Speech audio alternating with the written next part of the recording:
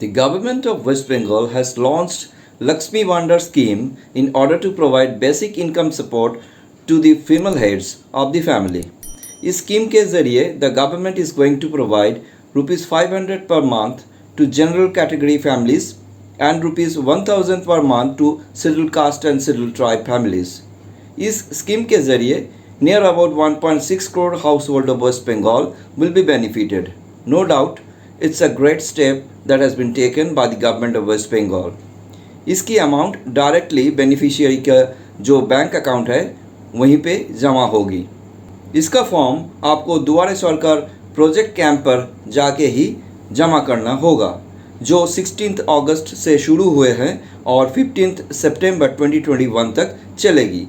Hello guys, welcome back to my YouTube channel. This is Sanjeev from digital Sanjeev.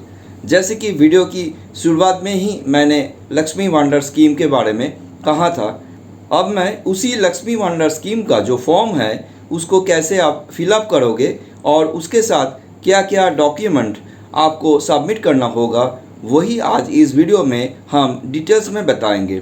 तो video को अंत तक ज़रूर देखिएगा बिना स्किप किए। तो चलिए देख लेते हैं कैसे लक्ष्मी वांडर स्कीम का जो फॉर्म है वो फिलअप करते हैं। लेकिन उससे पहले अगर आप इस चैनल पर नए हैं तो please subscribe to my YouTube channel and press the notification bell to never miss an update.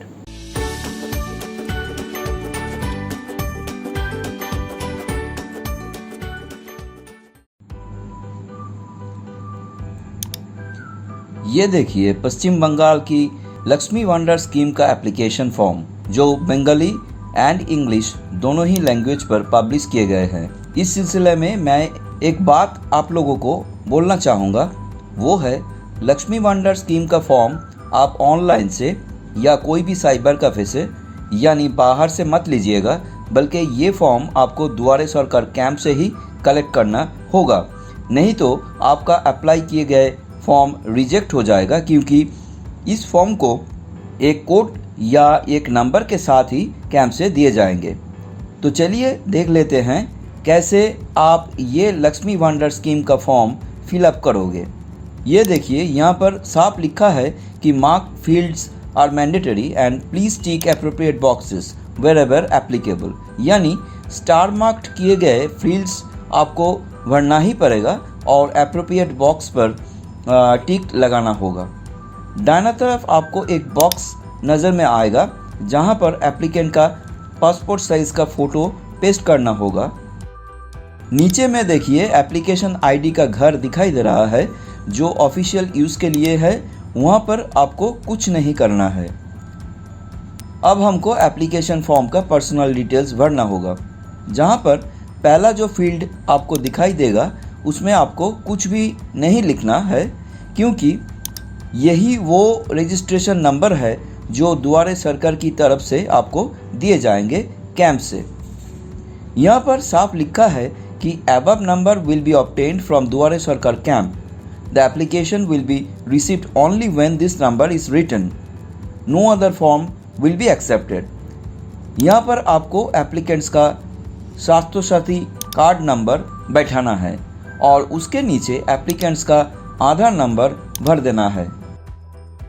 अब एप्लीकेंट को बैठाना होगा फर्स्ट नेम के जगह पर एप्लीकेंट का नाम, उसके बाद अगर कोई मिडिल नाम है तो वो बैठाना है, and lastly you have to enter applicant's surname. अब थोड़ा स्क्रॉल डाउन करके नीचे आना है और अभी एप्लीकेंट का कोई चालू मोबाइल नंबर देना होगा, क्योंकि इस नंबर पर ही उनको अपडेट्स मिलते रहेंगे। अगर एप्लीकेंट का कोई ईमेल आईडी है तो वो यहाँ पर आपको बैठाना होगा, नहीं तो ये आप ब्लैंक छोड़ दीजिएगा, क्योंकि ये फील्ड स्टार मार्क्ड नहीं है। इसके बाद you have to enter date of birth in DDMMYYYY format, यानी यहाँ पर दिन, यहाँ पर महीना और यहाँ पर ईयर बैठाना है। इसके नीचे आपको एज भर देना है, जो 1/1/2021 के अनुसार होना चाहिए। अब चलिए एप्लीकेंट का फादर्स नेम, मदर्स नेम और स्पाउस यानी हस्बैंड का नेम बैठाते हैं। फर्स्ट नेम का घर में नाम, अगर कोई मिडिल नेम है तो मिडिल नेम का घर में और लास्ट नेम पर शॉर्ट नेम बैठाना है।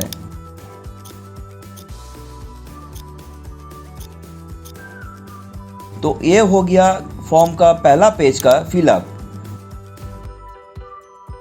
तो अब चलिए स्क्रॉल करके दूसरा पेज में।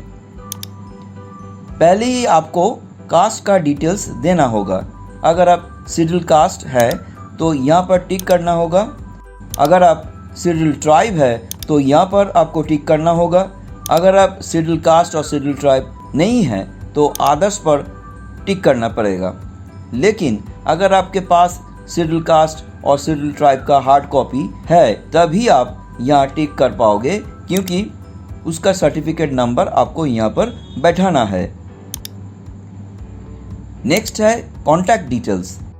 Eight first you have to enter your state, उसके बाद डिस्ट्रिक्ट यानी जिला, पुलिस स्टेशन। अगर आप विलेज पर रहते हैं तो ब्लॉक, म्यूनिसिपल एरिया में है तो म्यूनिसिपैलिटी, और कॉरपोरेशन पर है तो कॉरपोरेशन का नाम देना होगा। इसके बाद विलेज में रहते हैं तो ग्राम पंचायत का नाम, और अगर शहर में रहते हैं तो वार्ड नंबर लिखना होगा, फॉलोड बाय विलेज, टाउन और सिटी का नाम भर देना है। हाउस और प्रेमिसेस नंबर आप भर सकते हैं according to your Aadhaar card, नहीं तो इसको ब्लैंक भी छोड़ सकते हैं क्योंकि ये फील्ड मार्क्ड नहीं है। इसके बाद पोस्ट ऑफिस और आपका एरिया का पिन कोड बैठाना है। स्टेट नेम बाय डिफॉल्ट ही आ गए हैं एज वेस्ट बंगाल। उसके बाद जो फील्ड्स के बारे में मैं अभी कहा है वो यहाँ पर भर देना है।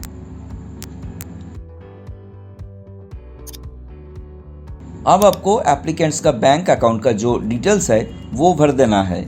यहाँ पर एक बात कहना ज़रूरी है, वो है एप्लीकेंट का ये बैंक अकाउंट सिंगल होना चाहिए।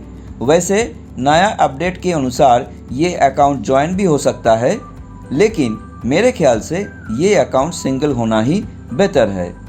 पहले बैंक नेम, उसके बाद bank branch name, followed by bank account number and IFS code.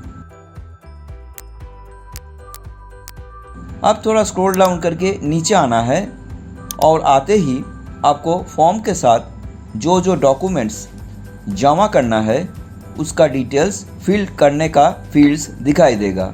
यानी आप जो डॉक्यूमेंट्स जमा करोगे उसको सेल्फ अटेस्टेड होना चाहिए, और उस डॉक्यूमेंट का दायां तरफ जो बॉक्स है वहाँ पर टिक कर देना है।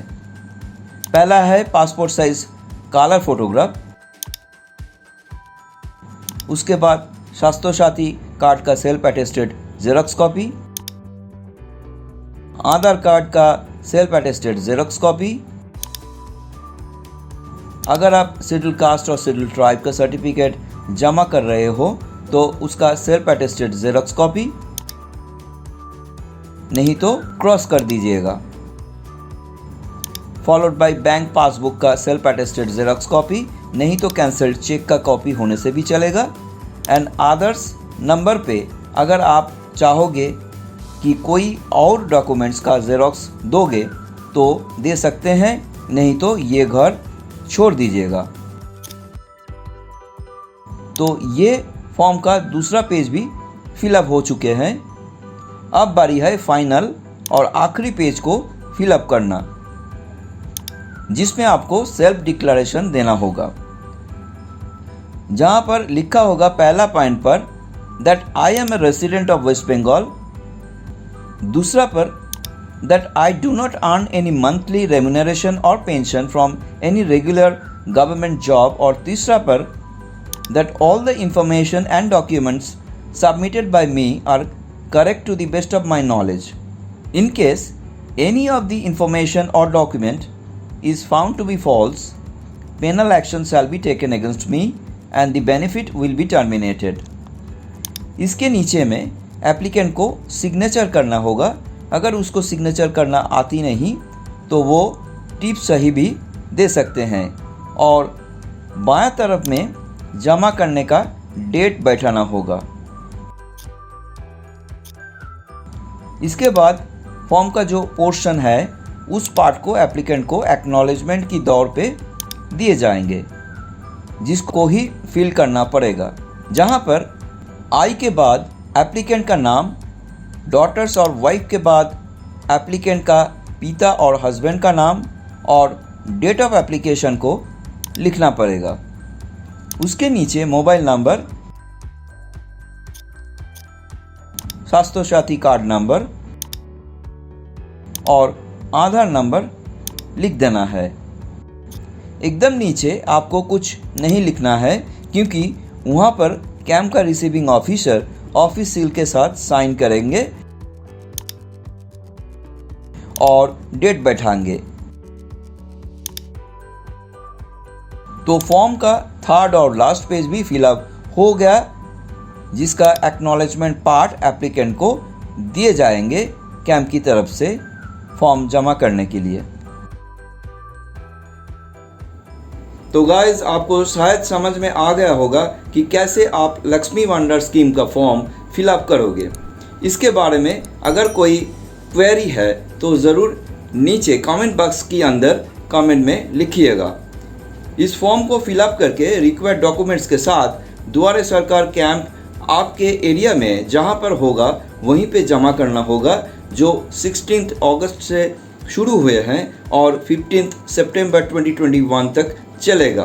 तो मुझे उम्मीद है कि ये वीडियो आपको अच्छा लगा and if the video was helpful to you then don't forget to subscribe to my YouTube channel and hit the bell icon, ताकि हर नया वीडियोस का नोटिफिकेशन सबसे पहले आपको ही मिलते रहें।